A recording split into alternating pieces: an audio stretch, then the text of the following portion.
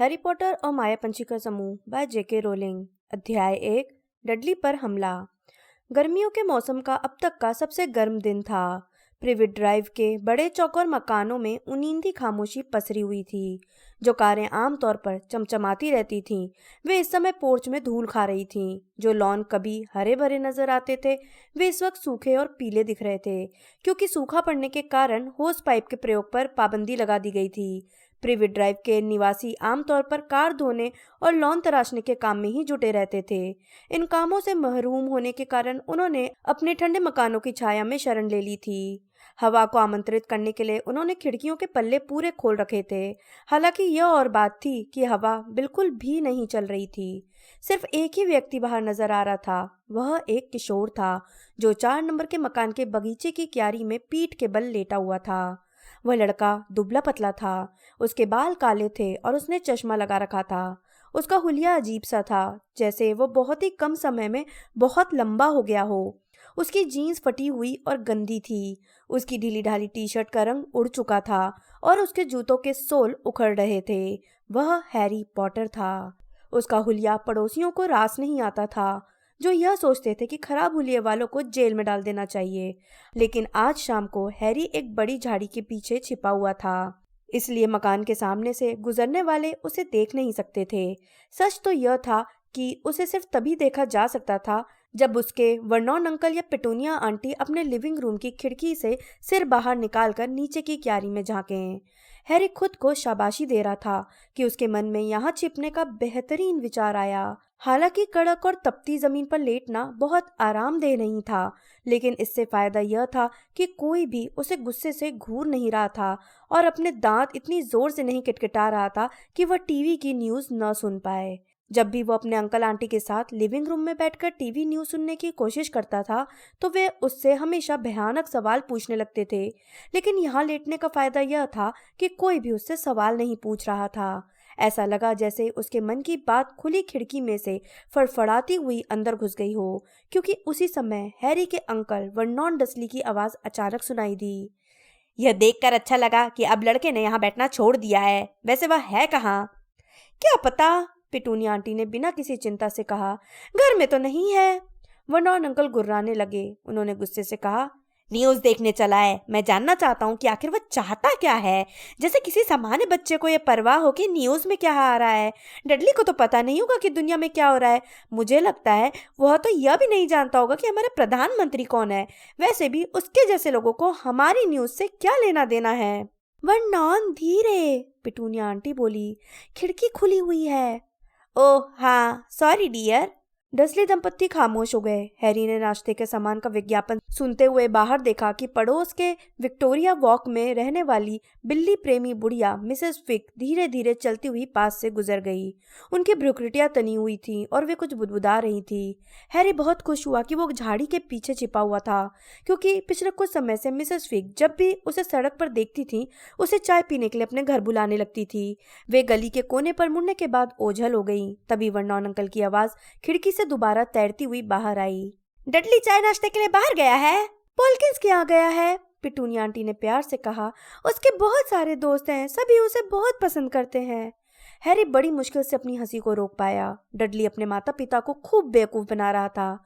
उन्होंने डडली के इस सफेद झूठ पर आसानी से यकीन कर लिया था कि वह गर्मी की छुट्टियों में हर शाम को अपने गैंग के अलग अलग लड़कों के घर चाय नाश्ते के लिए जाता है। हैरी अच्छी तरह जानता था कि डडली चाय नाश्ते पर कहीं नहीं जाता था। इसके बजाय वह और उसका गैंग हर शाम को पार्क में तोड़ फोड़ करते थे, नुक्कड़ों पर सिगरेट पीते थे और वहां से गुजरने वाली कारों तथा बच्चों पर पत्थर फेंकते थे। लिटिल विंगिंग में शाम को घूमते समय हैरी ने उनकी यह कारस्तानी देखी थी। दरअसल हैरी की ज्यादातर छुट्टियां सड़कों की खाक छानते हुए ही बीती थी, क्योंकि वह रास्ते के कूड़ेदानों में से अखबार खोजता रहता था।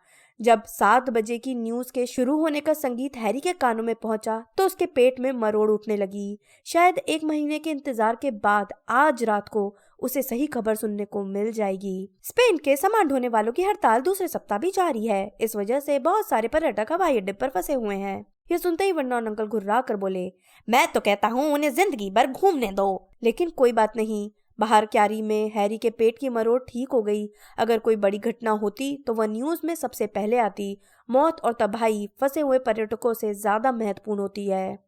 उसने धीरे से एक लंबी सांस छोड़ी और चमकते हुए नीले आसमान को देखा। इस गर्मी में उसका हर दिन इसी तरह गुजरा था। तनाव, आशंका, कुछ समय की राहत और फिर से तनाव। उसे हर वक्त यही सवाल परेशान करता था कि आखिर अब तक कुछ हुआ क्यों नहीं।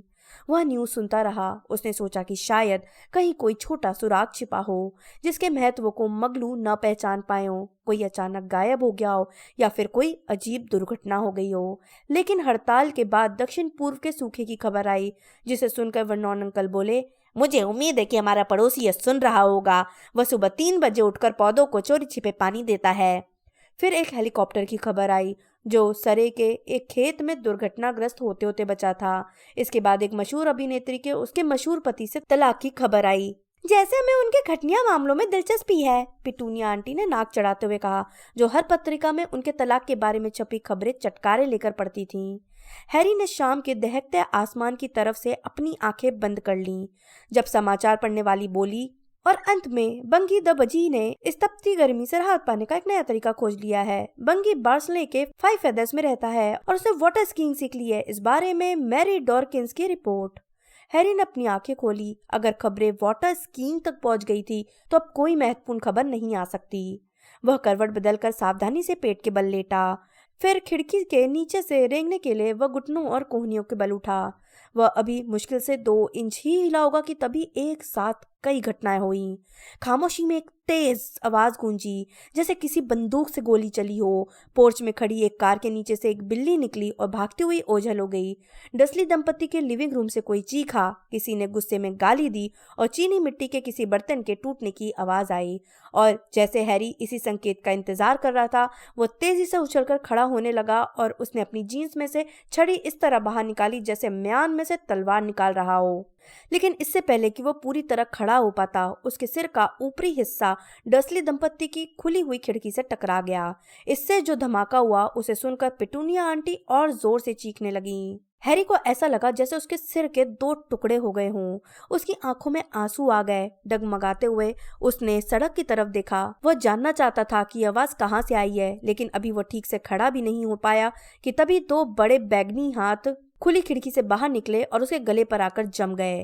उसे छिपा लो, वर्नोन अंकल हैरी के कान में गुर्राए, अभी किसी के देखने से पहले। मुझे छोड़ दो, हैरी ने हाँफते हुए कहा। कुछ पल तक वे दोनों जूझते रहे। हैरी ने बाएं हाथ से अंकल की मोटी मोटी उंगलियों को हटाने की कोशिश की। दाएं हाथ में उसने अपनी छड़ी कसकर पकड़ रखी थी। फिर जब हैरी के सिर का दर्द बहुत तेज हो गया तो वर्नोन अंकल ने चीखकर हैरी को इस तरह छोड़ दिया जैसे उन्हें बिजली का झटका लगा हो। उन्हें ऐसा लगा जैसे उनके भांजे में से कोई अदृश्य शक्ति निकल रही हो, जिस वजह से उसे पकड़े रखना संभव नहीं था। हाफता हुआ हैरी झाड़ी की तरफ गिरा, उठकर खड़ा हुआ और चारों तरफ घूरने लगा। वहां पर ऐसा कोई सुराग नहीं था जिससे यह पता चल सके कि वह तेज आवाज क्यों हुई थी, लेकिन आसपास के मकानों की खिड़कियों से कई चेहरे बाहर झांकने लगे थे। हैरी ने जल्दी से छड़ी जीन्स में रख ली और मासूम दिखने की कोशिश करने लगा। कितनी प्यारी शाम है, वर्नोन अंकल ने चिल्लाकर 7 नंबर के मकान वाली महिला की तरफ हाथ हिलाया, जो अपने जालीदार पर्दों के पीछे से गुस्से से घूर रही थी। क्या आपने किसी कार के बैकफायर करने की आवाज सुनी? उसे सुनकर मैं और पिटूनिया तो चौंक ही गए थे। वे भयानक तरीके से तब तक खीसे निपोड़ते रहे जब तक कि सभी उत्सुक पड़ोसी अपनी खिड़कियों से गायब नहीं हो गए। फिर उनके चेहरे पर मुस्कुराहट की जगह गुस्से की लकीरें आ गई और उन्होंने हैरी को इशारे से अपने पास बुलाया। हैरी कुछ कदम पास गया, लेकिन वो जानबूझकर उस जगह से थोड़ी दूर रुक गया जहां वर्नोन अंकल के हाथ उसका गला दबाने का कार्यक्रम शुरू कर सके। इस हरकत से तुम्हारा क्या मतलब है लड़के? वर्नोन अंकल ने गुस्से से कांपती हुई आवाज में पूछा। किस हरकत से? हैरी ने ठंडेपन से पूछा। वो सड़क पर दाएं बाएं नजर दौड़ा रहा था और अब भी आवाज करने वालों को देखने की उम्मीद कर रहा था। हमारे घर के ठीक बाहर गोली चलने जैसी आवाज क्यों की? मैंने वो आवाज नहीं की, हैरी ने दृढ़ता से कहा। पिटूनिया आंटी का दुबला और घोड़ी जैसा चेहरा वर्नोन अंकल के चौड़े बैगनी चेहरे के पास आ गया था। वे आग बबूला दिख रही थी। तुम हमारी खिड़की के नीचे क्यों छिपे थे? हाँ, बहुत बढ़िया बात कही पिटूनिया। लड़के, तुम हमारी खिड़की के नीचे क्या कर रहे थे? न्यूज़ सुन रहा था, हैरी ने सच्चाई बताते हुए कहा। अंकल आंटी ने एक दूसरे को हैरानी से घूरा। न्यूज़ सुन रहे थे? एक बार फिर? हैरी बोला, न्यूज़ हर दिन बदलती रहती है ना? लड़के, मेरे सामने ज्यादा होशियारी मत दिखाओ। मैं जानना चाहता हूँ कि तुम्हारे इरादे क्या हैं, और मुझे यह पुड़िया मत देना कि तुम न्यूज़ सुन रहे थे। तुम अच्छी तरह जानते हो कि तुम्हारे जैसे लोगों। धीरे वर्नॉन, पिटूनिया आंटी फुसफुसाई। इसके बाद वर्नॉन अंकल ने अपनी आवाज़ इतनी धीमी कर ली कि हैरी भी उनकी आवाज़ मुश्किल से सुन पाया। कि तुम्हारे जैसे लोगों की खबरें हमारी न्यूज़ में नहीं आती हैं, हैरी ने कहा। आपको क्या पता? डर्सली दंपति कुछ पल तक उसे गुस्से से घूरते रहे। फिर पिटूनिया आंटी बोली, तुम एक नंबर के झूठे हो। उनकी आवाज इतनी धीमी थी कि हैरी को उनके होंठों से शब्द का अंदाजा लगाना पड़ा। यहाँ मंडराने वाले उल्लू अगर तुम्हें खबर नहीं दे रहे हैं तो क्या कर रहे हैं? ओहो, वर्नॉन अंकल ने विजयी अंदाज में कहा। लड़के, इस सवाल का जवाब देकर बताओ, जैसे हमें यह पता ही नहीं है कि तुम्हें अपने मतलब की सारी खबरें उन बेहुदा पक्षियों से मिलती हैं। हैरी एक पल के लिए झिझका। इस बार सच बोलने में उसे बहुत कष्ट हो रहा था। हालांकि उसके अंकल आंटी को तो उसके कष्ट का अंदाजा भी नहीं हो सकता था। उसने सपाट लहजे में कहा, उल्लू मुझे कोई खबर नहीं दे रहे हैं। पिटूनिया आंटी तत्काल बोली, मुझे तो इस बात पर यकीन नहीं है। मुझे भी नहीं है, वर्नॉन अंकल ने जोश से कहा। फिर पिटूनिया आंटी बोली, हमें पता है कि तुम किसी अजीब घुंटाड़े में लगे हो। वर्नॉन अंकल ने उसे चमकाते हुए कहा, देखो, हम मूर्ख नहीं हैं। लग तो ऐसा ही रहा है, हैरी बोला। अब उसका पारा चढ़ने लगा था और इससे पहले कि डर्सली दंपत्ति उसे वापस बुलाए, वह मुड़कर मकान के सामने वाले लॉन के पार गया और बगीचे की नीची दीवार को फांदकर सड़क पर पहुंच गया। वह अच्छी तरह से जानता था कि अब वह संकट में फंस चुका है। उसे बाद में अंकल आंटी का सामना करना पड़ेगा और अपनी बदतमीजी की कीमत चुकानी पड़ेगी, लेकिन इस समय उसे इस बात की जरा भी परवाह नहीं थी। उसके दिमाग में इससे ज्यादा महत्वपूर्ण बातें थीं। हैरी को यकीन था कि यह आवाज जरूर किसी के अंतर्ध्यान या प्रकट होने की आवाज थी।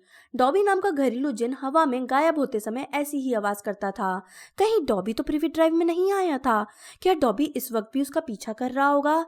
यह ख्याल आते ही उसने मुड़कर प्रिवेट ड्राइव की तरफ देखा, लेकिन वहां कोई नहीं दिख रहा था और हैरी को यकीन था कि डॉबी अदृश्य रहकर पीछा नहीं कर सकता है।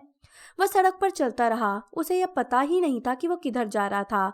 बहरहाल कुछ समय से वह इन सड़कों पर इतना ज्यादा घूम रहा था कि उसके पैर खुद ब खुद उसके प्रिय ठिकानों की तरफ चले जा रहे थे। थोड़ी थोड़ी देर बाद वह पलटकर देखता जा रहा था। उसे यकीन था कि जब वह पिटूनिया आंटी के बगीचे में लेटा हुआ था तो कोई ना कोई जादूगर या जादुई प्राणी उसके आसपास जरूर था। अगर ऐसा था तो उसने हैरी से बात क्यों नहीं की, संपर्क क्यों नहीं किया और वह चला क्यों गया? फिर उसकी कुंठा बढ़ने लगी और उसका यकीन कम होने लगा। शायद वो आवाज जादुई ना हो। शायद वो जादुई दुनिया से संपर्क करने के लिए इतना ज्यादा उतावला था कि सामान्य आवाज को भी जादुई मान बैठा था।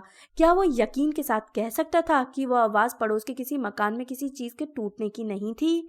हैरी को अपने पेट में एक बोझ सा महसूस हुआ और उसे पता चलने से पहले ही निराशा की भावना जो गर्मियों भर उसे सताती रही थी एक बार फिर उस पर हावी हो गई। कल सुबह वह 5 बजे के अलार्म के साथ फिर उठेगा और दैनिक जादूगर लाने वाले उल्लू को नट देगा। लेकिन क्या अब अखबार लेने का कोई फायदा था? हैरी इन दिनों बस पहले पन्ने पर सरसरी निगाह डालने के बाद ही अखबार फेंक देता था। वह सोच रहा था कि मूर्ख अखबार वालों को जब वोल्डेमॉर्ट के लौटने का पता चलेगा तो वह खबर पहले पन्ने पर छपेगी और हैरी को उसी खबर का इंतजार था। अगर उसकी किस्मत अच्छी हुई तो उसके सबसे अच्छे दोस्त रॉन और हर्माइनी की चिट्ठियां भी आ जाएंगी, लेकिन उनकी चिट्ठियों से भी उसे कोई खास जानकारी नहीं मिलती थी। उसने काफी पहले ही उम्मीद छोड़ दी थी। जाहिर है हम तुम जानते कौन के बारे में ज्यादा कुछ नहीं लिख सकते। हमें महत्वपूर्ण बातें लिखने से मना किया गया है क्योंकि रास्ते में कोई भी इन चिट्ठियों को हथिया कर पढ़ सकता है। हम काफी व्यस्त हैं, लेकिन हम तुम्हें विस्तार से कुछ नहीं बता सकते। काफी कुछ हो रहा है। मुलाकात होने पर सब कुछ बताएंगे। लेकिन उनसे मुलाकात आखिर कब होगी? कोई भी उसे उसकी निश्चित तारीख क्यों नहीं बता रहा था? हरमाइनी ने हैरी के जन्मदिन पर भेजे कार्ड में लिखा था, उम्मीद है कि हम तुमसे जल्दी ही मिलेंगे। लेकिन वह जल्दी कितनी जल्दी आएगा? हैरी ने उनकी चिट्ठियों के अस्पष्ट संकेतों से इतना अंदाजा तो लगा लिया था कि हरमाइनी और रॉन एक ही जगह पर थे, शायद रॉन के मम्मी डैडी के घर पर। उससे यह सहन नहीं हो रहा था कि वे दोनों रॉन के घर पर मजे कर रहे होंगे जबकि वह प्रिवेट ड्राइव में फंसा हुआ था।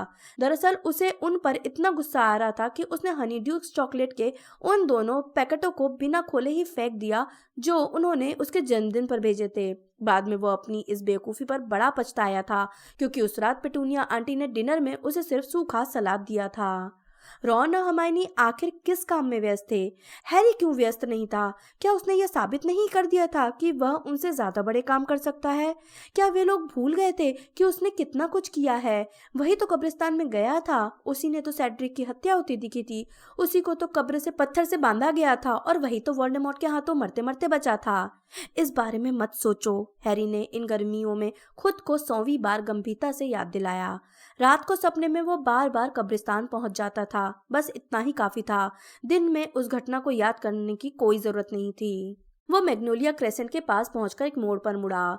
वह उस गैरेज के पास वाली संकरी गली से गुजरा जहां उसने अपने गॉडफादर सीरियस को पहली बार देखा था। कम से कम सीरियस तो हैरी के दिल की भावना को समझता था, लेकिन रॉन और हर्माइनी की चिट्ठियों की तरह ही उसकी चिट्ठियों में भी कोई महत्वपूर्ण जानकारी नहीं होती थी। लेकिन कम से कम उनमें चिढ़ाने वाले संकेतों के बजाय सावधानी और सांत्वना की बातें तो होती थीं। मैं जानता हूँ इससे तुम्हें बेचैनी हो रही होगी, अपने हाथ साफ रखना, कुछ समय बाद सब कुछ ठीक हो जाएगा, सावधान रहना और गुस्से में कोई कदम मत उठाना। हैरी मैग्नोलिया क्रेसेंट पार करके मैग्नोलिया रोड पर मुड़ा और पार्क की तरफ चल दिया। हैरी सोच रहा था कि वो काफी हद तक सीरियस की सलाह पर ही चला था। उसने अपनी इस इच्छा को भी दबा लिया था कि वो जादुई झाड़ू पर संदूक बांधकर रॉन के घर की तरफ उड़ जाए। वह सोच रहा था कि उसका व्यवहार काबिले तारीफ था। अगर इस बारे में सोचा जाए कि प्रिवेट ड्राइव में इतने लंबे समय तक फंसे रहने के कारण वो कितना कुंठित और नाराज था। उसकी हालत तो इतनी खराब हो चुकी थी कि उसे क्यारियों में छिपकर न्यूज़ सुननी पड़ रही थी ताकि किसी खबर से उसे पता चल सके कि लॉर्ड वोल्डेमॉर्ट क्या कर रहा था। चाहे जो हो, उसे यह बात चुभ रही थी कि उसे गुस्से में कोई कदम न उठाने की सलाह वह दे रहा था जो 12 साल तक जादूगरों की जेल अज़्काबान में कैद था। यह सलाह वह दे रहा था जिसने वहां से भागने के बाद वह हत्या करने की कोशिश की थी जिसके लिए उसे सजा हुई थी, और जो चुराए हुए गरुड़ अश्व पर बैठकर भाग गया था। हैरी पार्क के बंद गेट को फांद कर अंदर गया और मुरझाई हुई घास पर चलने लगा। पास की सड़कों की तरह ही पार्क भी सूना था। झूलों के पास पहुंचकर वह उस इकलौते सही सलामत झूले पर बैठ गया जो डडली और उसके दोस्तों के हाथों से टूटने से बचा हुआ था। झूले की जंजीर पर एक हाथ रखकर वह एक टक जमीन की तरफ घूरने लगा। अब वह दोबारा डसली दंपति के बगीचे की क्यारी में नहीं छिप पाएगा। कल उसे न्यूज़ सुनने का कोई नया तरीका सोचना पड़ेगा, लेकिन तब तक उसका समय बहुत ही बुरा गुजरेगा। एक बार फिर उसकी रात बेचैनी में कटेगी, क्योंकि जब उसे सेड्रिक के बुरे सपने नहीं आते थे तब भी उसे लंबे अंधेरे गलियारे दिखते थे जो बंद दीवारों और दरवाजों के सामने पहुंचकर खत्म हो जाते थे। उसे लगता था कि बंधन में रहने के कारण उसे ऐसे सपने दिखते होंगे। उसके माथे का पुराना निशान भी अब बार बार दुखने लगा था, लेकिन वह अच्छी तरह से जानता था कि अब रॉन, हर्माइनी या सीरियस को इसमें कोई दिलचस्पी नहीं थी। पहले तो निशान दुखने से यह चेतावनी मिल जाती थी कि वोल्डेमॉर्ट दोबारा ताकतवर बन रहा है, लेकिन अब वे लोग शायद कहेंगे कि वोल्डेमॉर्ट की वापसी के बाद इसका बार बार दुखना स्वाभाविक था। चिंता की कोई बात नहीं है, यह खबर पुरानी है। इस नाइंसाफी से उसके मन में इतना आक्रोश भर गया कि वह गुस्से से चिल्लाना चाहता था।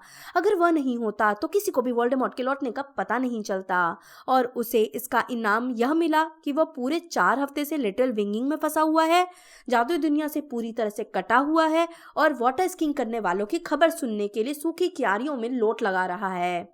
डंबलडोर उसे इतने आसानी से कैसे भूल गए? रॉन और हर्माइनी उसके बिना एक साथ कैसे रह रहे थे? उसे कब तक ये सब सहन करना पड़ेगा कि सीरियस उसे अच्छे बच्चे की तरह व्यवहार करने की सलाह दे? वो दैनिक जादूगरों के मूर्खों को चिट्ठी लिखकर ये बताना चाहता था कि वोल्डेमॉर्ट लौट आया है। वह कब तक अपनी इस इच्छा को दबाए?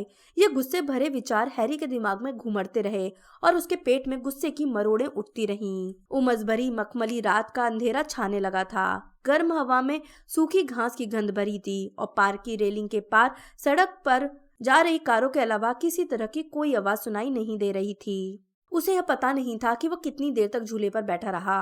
कुछ आवाजों से उसके विचारों का सिलसिला टूटा और उसने सिर उठाकर देखा।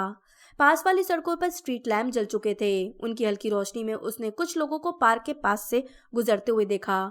उनमें से एक जोर जोर से कोई भद्दा गाना गा रहा था, बाकी हंस रहे थे।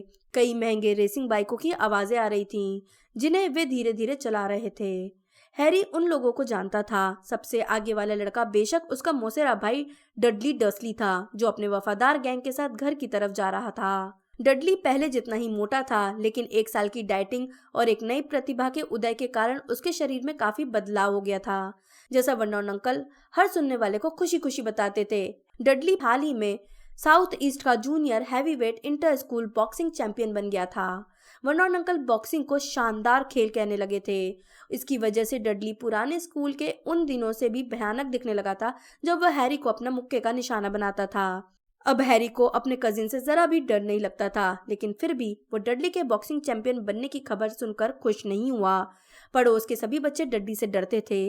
वे उससे पॉटर लड़के से भी ज्यादा डरते थे, जिसके बारे में उनके माता पिता ने उन्हें चेतावनी दे दी थी कि वह पक्का गुंडा है और लाइलाज अपराधी बच्चों के लिए सुरक्षित सेंट ब्रूटस केंद्र में जाता है। घास के पार उन धुंधली आकृतियों को जाते देखकर हैरी सोचने लगा कि आज रात उन्होंने किसकी पिटाई की होगी। हैरी ने उन्हें देखते हुए मन ही मन सोचा, जरा मुड़ कर देखो, मैं यहाँ अकेला बैठा हूँ, आकर मुझे परेशान करो। अगर डडली के दोस्त उसे वहां बैठा देख लेंगे तो वो यकीनन उसकी तरफ आएंगे। तब डडली क्या करेगा? अपने गैंग के सामने झुकना उसे पसंद नहीं आएगा, लेकिन वह तो हैरी को चिढ़ाने की बात सोचकर ही दहशत में आ जाएगा। डडली की दुविधा को देखने में सचमुच मजा आ जाएगा, क्योंकि हैरी जानता था कि डडली को चिढ़ाने पर भी वह उसका कुछ नहीं बिगाड़ पाएगा। और अगर उसके साथियों में से किसी ने हैरी को मारने की कोशिश की तो वह तैयार था। उसके पास छड़ी थी, उन्हें कोशिश तो करने दो। वह उन लड़कों पर अपनी भड़ास निकाल देगा जिन्होंने कभी उसकी जिंदगी को नर्क बनाया था। लेकिन उन लोगों ने मुड़कर नहीं देखा, उन्हें हैरी नहीं दिखा। वे अब रेलिंग के पास पहुंच चुके थे। हैरी का मन हुआ कि वह उन्हें पीछे से आवाज देकर बुलाए, लेकिन उसने अपनी इस इच्छा को दबा ली। अपनी तरफ से झगड़ा मोल लेना समझदारी नहीं थी। उसे जादू का इस्तेमाल नहीं करना चाहिए, वरना उसे स्कूल से निकाल दिया जाएगा। डडली के गैंग की आवाजें अब सुनाई देना बंद हो गई थीं। वे ओझल हो गए थे और मैग्नोलिया रोड की तरफ जा रहे थे। हैरी ने उदासी से सोचा, यह लो सीरियस, गुस्से को दबा लिया, अपने हाथ और नाक कान सब साफ रखे। तुम होते तो इतना संयम नहीं रख पाते। उसने खड़े होकर अंगड़ाई ली। पिटूनिया आंटी और वर्नॉन अंकल को लगता था कि डडली शाम को जब भी घर लौटता है वह घर लौटने का सही समय होता था और उसके बाद बहुत देर हो जाती थी। वर्नॉन अंकल ने हैरी को धमकी दे रखी थी कि अगर वो डडली के आने के बाद घर लौटा तो वे उसे शेड में बंद कर देंगे। इसलिए अपनी जमाई दबाते हुए और त्योरियां चढ़ाते हुए हैरी पार्क के गेट की तरफ बढ़ा। प्रिविट ड्राइव की तरह ही मैग्नोलिया रोड पर भी बहुत सुंदर लॉन वाले बहुत सारे बड़े और चौकोर मकान थे। इन मकानों के मालिक भी उतने ही बड़े तथा चौकोर थे और वर्नॉन अंकल जैसी साफ सुथरी कारें चलाते थे। हैरी को लिटिल विंगिंग रात में ज्यादा अच्छा लगता था, जब पर्दे लगी खिड़कियां अंधेरे में रत्नों की तरह चमकती थी और उनके पास से गुजरते समय उसे अपने आवारा जैसे हुलिये के बारे में ताने नहीं सुनने पड़ते थे। वह तेज तेज कदमों से चल रहा था, इसलिए मैग्नोलिया रोड के आधे रास्ते पर ही उसे डडली का गैंग दोबारा दिखाई दे गया। वे मैग्नोलिया क्रेसेंट के छोर पर एक दूसरे से विदा ले रहे थे। हैरी एक बड़े पेड़ की छाया में खड़े होकर इंतजार करने लगा। वह सुअर की तरह चिंगाड़ा था, है ना? मेलकम दूसरों के हंसते समय कह रहा था। पियर्स ने कहा, डडली दादा, आपने सीधे हाथ से बहुत बढ़िया पंच मारा। डडली बोला, कल ठीक इसी समय? गॉर्डन ने कहा, मेरे घर पर कल मेरे मम्मी डैडी बाहर जा रहे हैं। मिलते हैं, डडली ने कहा। बाय डड। मिलते हैं डडली दादा। हैरी ने गैंग के बाकी लड़कों के जाने का इंतजार किया। जब उनकी आवाजें आना बंद हो गईं, तो वो मैग्नोलिया क्रेसेंट के मोड़ पर मुड़कर जल्दी जल्दी चलने लगा और डडली के पास पहुंचा, जो गुनगुनाता हुआ आराम से चला जा रहा था। हाय डडली दादा। डडली ने पलट कर देखा। उसने बुदबुदाकर कहा, तो तुम हो? हैरी ने उसे चिढ़ाते हुए कहा, तुम डडली दादा कब से बन गए? डडली ने मुड़कर घुर्राते हुए कहा, चुप रहो, बढ़िया नाम है। हैरी ने मुस्कुराकर अपने कजिन के साथ चलते हुए कहा, लेकिन मेरे लिए तो तुम हमेशा राजदुलारे ही रहोगे। मैंने कहा चुप रहो, डडली ने कहा, जिसके मोटे हाथ अब मुक्के की तरफ बंध गए थे। क्या तुम्हारे दोस्तों को पता नहीं है कि तुम्हारी मम्मी तुम्हें क्या कहकर पुकारती हैं? अपना मुंह बंद रखो। तुम अपनी मम्मी से तो मुंह बंद रखने का नहीं करते। लाडले मुन्नू और राजा बेटा कैसे नाम है? क्या मैं तुम्हें नाम से पुकार सकता हूँ? डडली कुछ नहीं बोला। वो हैरी का मुंह तो तोड़ना चाहता था, पर उसे खुद को रोकने के लिए बहुत संयम रखना पड़ रहा था। तो तुमने आज रात को फिर किसी की पिटाई कर दी? हैरी ने कहा। 10 साल के लड़के की। मैं जानता हूँ कि 2 दिन पहले तुमने मार्क इवांस की पिटाई की थी। डडली ने घुर्रा कर कहा। उसने हरकत ही ऐसी की थी। अच्छा, उसने मेरा मजाक उड़ाया था। अच्छा, क्या उसने ये कहा था कि तुम एक ऐसे सुअर की तरह दिखते हो जो अपने पिछले पैरों पर चढ़ना सीख चुका है? लेकिन डडली, यह मजाक नहीं है, यह तो सच है। यह सुनकर डडली के जबड़े की एक मांसपेशी फड़कने लगी। हैरी को यह जानकर बड़ा संतोष हुआ कि वह डडली को इतना ताव दिला सकता था। उसे ऐसा लगा जैसे वह अपनी कुंठा अपने कजिन में भर रहा है, क्योंकि वह सिर्फ उसी पर तो अपनी भड़ास निकाल सकता था। वह उस संकरी गली में मुड़े जहां हैरी ने सीरियस को पहली बार देखा था। वह गली मैग्नोलिया क्रेसेंट और विक्टोरिया वॉक के बीच का शॉर्टकट थी। स्ट्रीट लैंप न होने की वजह से उस गली में बाकी सड़कों से कम ट्रैफिक रहता था और इस वक्त वह बिल्कुल खाली था। एक तरफ बड़े गैरेज की दीवारों और दूसरी तरफ की ऊंची फेंस के कारण उनके कदमों की आवाजें दब गई थीं। डडली ने कुछ पल बाद कहा, तुम उस चीज के कारण खुद को 30 मार का समझते हो, है ना? कौन सी चीज? वही जिसे तुम छुपाए हुए हो। हैरी एक बार फिर मुस्कुराया। डडली, तुम उतने मूर्ख नहीं हो जितने दिखते हो, लेकिन मुझे लगता है अगर तुम उतने मूर्ख होते तो तुम एक साथ चल और बोल नहीं सकते। हैरी ने अपनी छड़ी बाहर निकाल ली। डडली ने उसकी तरफ कनखियों से देखा। डडली ने फौरन कहा, तुम्हें इसकी इजाजत नहीं है। मैं जानता हूँ कि तुम्हें इसकी इजाजत नहीं है। तुम्हें उस बेहुदा स्कूल से निकाल दिया जाएगा। डडली दादा, तुम्हें यह बात कैसे मालूम कि स्कूल वालों ने नियम नहीं बदले हैं? उन्होंने नहीं बदले हैं, डडली ने कहा, हालांकि उसकी आवाज में संदेह झलक रहा था। हैरी धीरे से हंसा। डडली घुराकर बोला, इस चीज के बिना तुम में मेरा सामना करने की हिम्मत नहीं है ना? और तुम्हें तो 10 साल के लड़के से भिड़ने के लिए भी अपने 4 साथियों की जरूरत पड़ती है।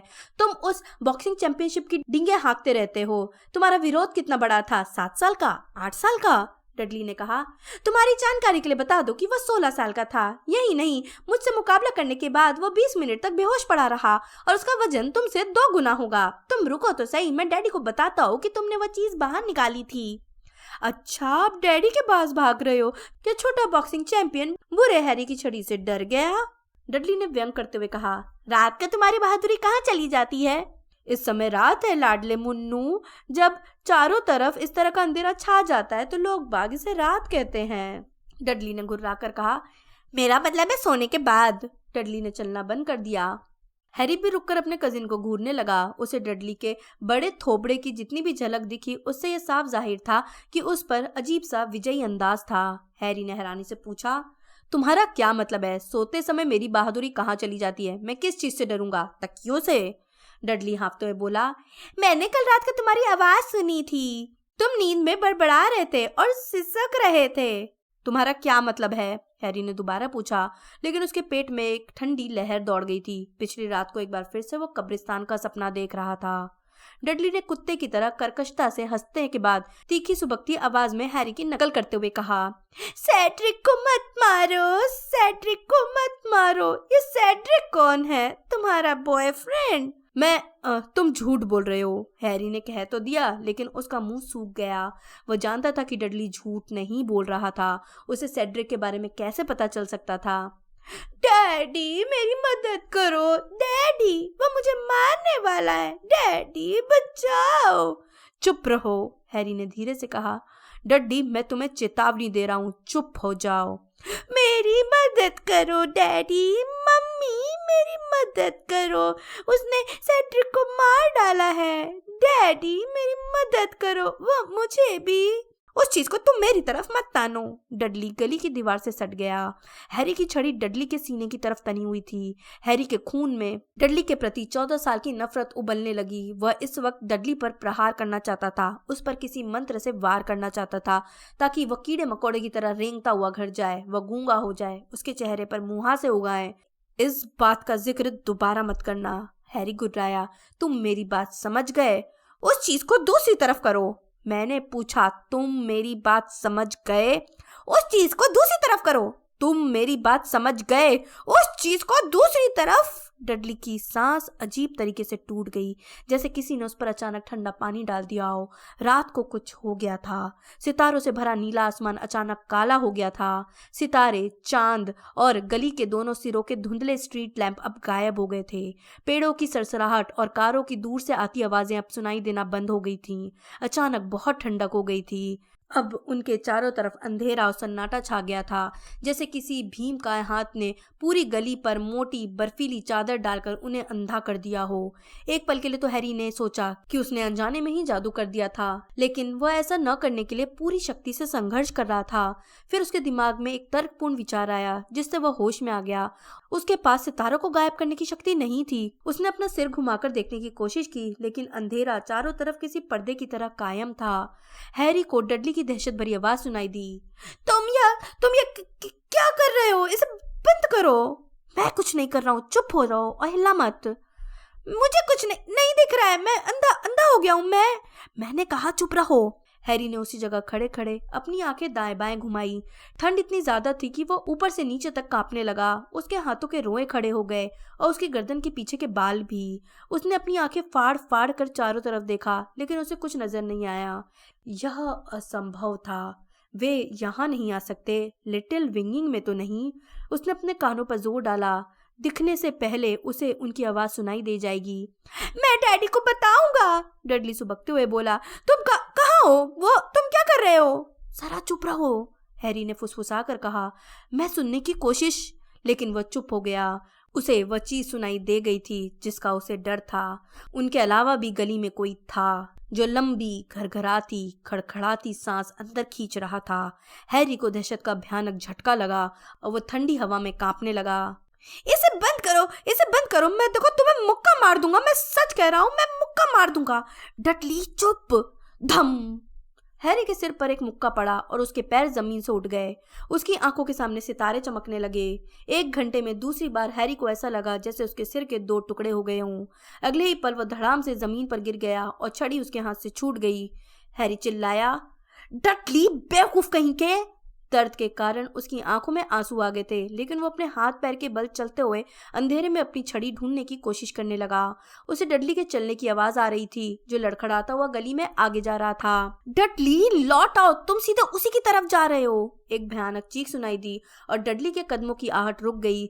उसी पल हैरी को पीछे से भी तेज ठंडक का एहसास हुआ।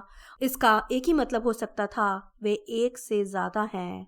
डडली अपना मुंह बंद रखना, तुम चाहे जो भी करो अपना मुंह कसकर बंद रखना। छड़ी। हैरी दहशत में बुदबुदाया और उसने अपने हाथ मकड़ियों की तरह सामने जमीन पर घुमाए। छड़ी कहाँ है? प्रकाशित भव। मंत्र उसके मुंह से अपने आप निकल गया, क्योंकि वह छड़ी खोजने में रोशनी के लिए छटपटा रहा था। उसे यह देखकर राहत मिली कि उसके दाएं हाथ से कुछ इंच दूर रोशनी हो गई। छड़ी की नोक पर रोशनी हो चुकी थी। हैरी ने लपक कर छड़ी उठाई, खड़ा हुआ और पलटा। उसके पेट में मरोड़ उठने लगी। एक लंबी नकाबपोश आकृति उसकी तरफ चलती हुई आ रही थी। उसके पैर जमीन से ऊपर थे। उसके दुशालों के नीचे उसका चेहरा या पैर नहीं दिख रहे थे। पास आते समय वह आकृति जोर जोर से सांस खींच रही थी। पीछे की तरफ लड़खड़ाते हुए हैरी ने अपनी छड़ी उठाई। पितृदेव संरक्षणम। उसकी छड़ी से सफेद धुएं की एक लहर निकली, जिससे दमपिशाच धीमा हो गया, लेकिन मंत्र ने पूरी तरह से काम नहीं किया था। दमपिशाच हैरी की तरफ बढ़ने लगा और हैरी लड़खड़ाते हुए पीछे हटा। उसके दिमाग में दहशत छा रही थी। ध्यान केंद्रित करो। दमपिशाच के दुशाले के नीचे से भूरे गंदे और पपड़ीदार हाथ निकलकर उसकी तरफ बढ़े। हैरी के कान सुन्न होने लगे। प्रकाशित भव। उसे अपनी आवाज धीमी और दूर से आती लग रही थी। उसकी छड़ी से सफेद धुएं की एक और लहर निकली, जो पिछली से भी कमजोर थी। अब वह कुछ नहीं कर सकता था। वह उस मंत्र को ठीक से नहीं पढ़ पाया था। उसे अपने दिमाग में तीखी हंसी सुनाई दे रही थी। दम पिशाच की बर्फीली सांस की बदबू उसके फेफड़ों में भर रही थी, उसे डुबा रही थी। सोचो, कोई खुशी भरा विचार सोचो, लेकिन उसके अंदर खुशी का नामो निशान नहीं था। दम पिशाच की बर्फीली उंगलियां उसके गले पर कसने लगीं। तीखी हंसी अब तेज होती जा रही थी। उसके दिमाग में एक आवाज गूंज रही थी, मौत के सामने सिर झुकाओ हैरी, हो सकता है इसमें दर्द ना हो, मुझे नहीं पता, मैं कभी मरा नहीं हूँ। वह दोबारा रॉन और हर्माइनी को भी नहीं देख पाएगा। और जब वह सांस लेने के लिए छटपटाया तो उसके दिमाग में उन दोनों के चेहरे स्पष्टता से उभर आए। पितृदेव संरक्षणम। हैरी की छड़ी के सिरे से एक बड़ा सफेद मृग निकला और उसने अपने सींगों से दम पिशाच को सीने से उठाकर पीछे फेंक दिया। दम पिशाच परास्त होकर चमगादड़ की तरह दूर चला गया। इस तरफ, हैरी ने मृग से चिल्लाकर कहा।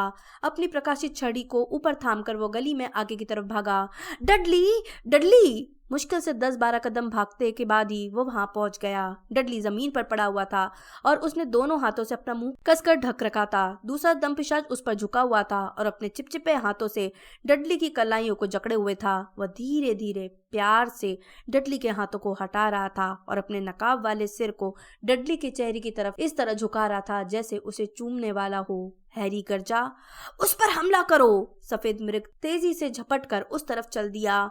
जब दम पिशाच का आंख विहीन चेहरा डडली के चेहरे से बस इंच भर दूर था, तभी मृग ने अपने सिर से दम पिशाच पर हमला कर दिया और पहले वाले दम पिशाच की तरह ही उसे भी हवा में उछाल दिया। यह दम पिशाच भी उड़कर अंधेरे में ओझल हो गया। सफेद मृग गली के सिरे तक पहुंचकर सफेद धुंध में खो गया।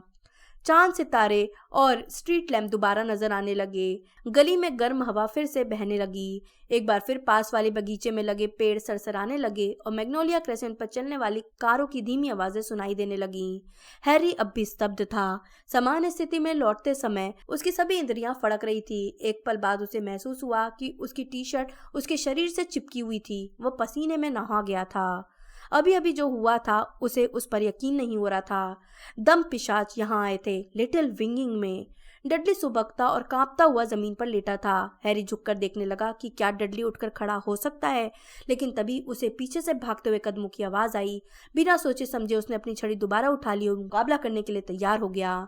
सामने से सरफिरी बूढ़ी पड़ोसन मिसेस फिग हाँफती हुई आ रही थीं। उनके उलझे हुए सफेद बाल उनके जूड़े से निकलकर बिखर गए थे। उनके हाथ में शॉपिंग बैग झूल रहा था और उनके पैर उनकी स्लीपर्स में से आधे बाहर निकल रहे थे। हैरी ने जल्दी से अपनी छड़ी छुपाने की कोशिश की, लेकिन मूर्ख लड़के, उसे अंदर मत रखो, वे चिल्लाई। आसपास और भी लोग हो सकते हैं। ओह, मैं मन्नगस फ्लेचर को जान से मार डालूंगी।